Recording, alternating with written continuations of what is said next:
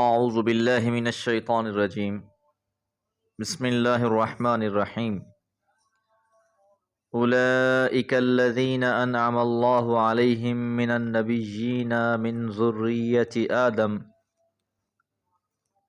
وممن حملنا مع نوح ومن ذریۃ ابراہیم واسرائیل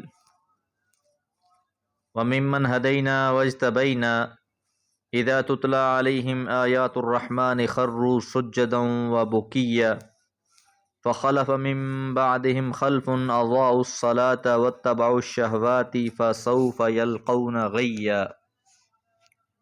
سورہ مریم آیات 58 اور 59۔ پچھلی آیات میں حضرت ابراہیم، حضرت اسماعیل، حضرت موسیٰ، حضرت ادریس، ان کے بارے میں کہا گیا کہ ان کا تذکرہ کیجئے۔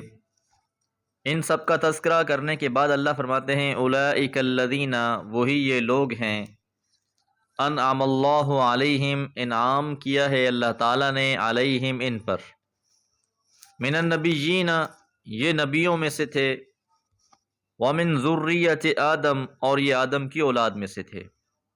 تو اللہ تعالیٰ نے ان لوگوں پر خاص فضل فرمایا۔ وممن حملنا، اور ان میں سے جو حملنا، ہم نے سوار کیا، مع نوح، نوح علیہ السلام کے ساتھ، کہ حضرت نوح علیہ السلام کے زمانے میں سارے کے سارے لوگوں کو ہلاک کر دیا گیا تھا عذاب میں، سوائے ان کے جو حضرت نوح علیہ السلام کے ساتھ کشتی میں سوار ہوئے، اور پھر انہی کی آل میں سے یہ انبیاء اور باقی لوگ پیدا ہوئے۔ تو حضرت آدم علیہ السلام کے بعد پھر حضرت نوح علیہ السلام سے یہ سلسلہ چلتا رہا۔ ومن ذریۃ ابراہیم و اسرائیل، اور پھر جو ہے وہ حضرت ابراہیم علیہ السلام کی ذریت میں سے یہ نبوت کا سلسلہ جاری رہا۔ آپ کے بیٹے حضرت اسماعیل بھی پیغمبر، حضرت اسحاق بھی پیغمبر، اور اسرائیل لقب ہے حضرت یعقوب علیہ السلام کا، جو بیٹے تھے حضرت اسحاق کے۔ تو حضرت یعقوب علیہ السلام کی نسل میں سے بھی یہ سلسلہ جاری رہا۔ اب اللہ فرماتے ہیں وَمِمَّنْ ہَدَيْنَا، اور ان میں سے جنہیں ہم نے ہدایت دی، وَاجْتَبَيْنَا، اور ہم نے انہیں چن لیا۔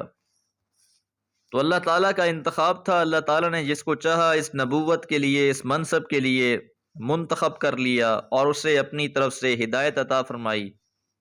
اب ان تمام انبیاء کی خصوصیات میں سے یہ خصوصیت بھی تھی، اذا تتلی علیہم آیات الرحمن، کہ جب انہیں رحمان کی آیتیں سنائی جاتیں، خروا سجدا، تو وہ سجدوں میں گر پڑتے، وبکیا، اور روتے رہتے۔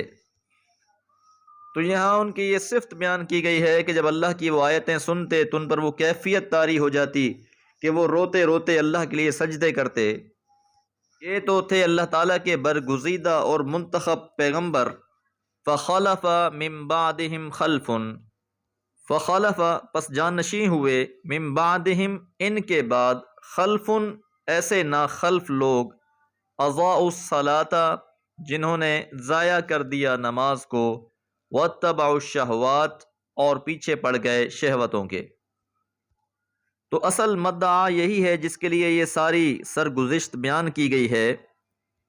نزول قرآن کے وقت مخاطب خواہ مشرکین ہوں یا یہود و نصارہ ہوں، سب انہی انبیاء میں سے کسی نہ کسی نبی کے نام لیوا تھے، اور وہ اس حقیقت کو بھی تسلیم کرتے تھے کہ آدم علیہ السلام، حضرت نوح علیہ السلام، حضرت ابراہیم علیہ السلام اور اسماعیل علیہ السلام کی ذریت میں اللہ کی ہدایت کا سرچشمہ یہی لوگ ہوئے ہیں۔ اور ساتھ ایسے ناخلف لوگوں کا تذکرہ بھی کیا گیا کہ جنہوں نے بعد میں ان کی تعلیمات کو فراموش کر دیا، نماز کو ضائع کرنے لگے اور اپنے نفس کی خواہشات میں مبتلا ہو گئے۔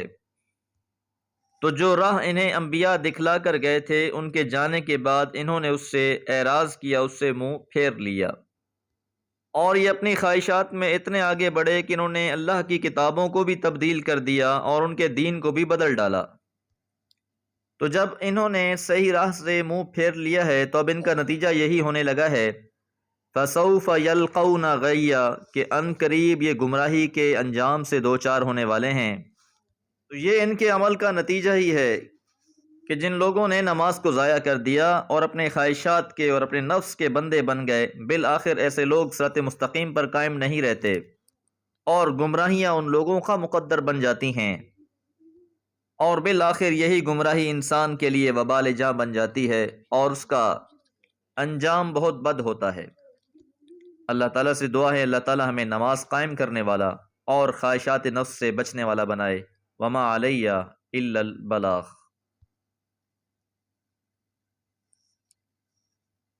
اعوذ باللہ من الشیطان الرجیم، بسم اللہ الرحمن الرحیم۔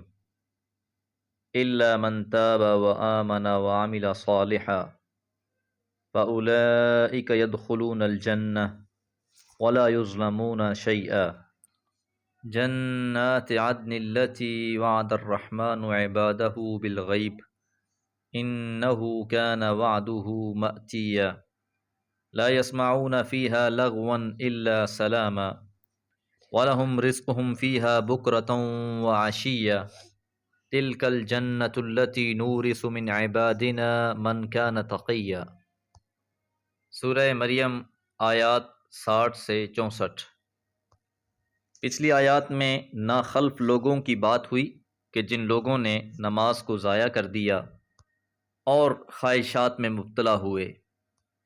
اب آگے اللہ فرماتے ہیں الا سوائے من تابا جس نے توبہ کی، وآمن اور ایمان لایا، وعمل صالحا اور اس نے نیک عمل کیے۔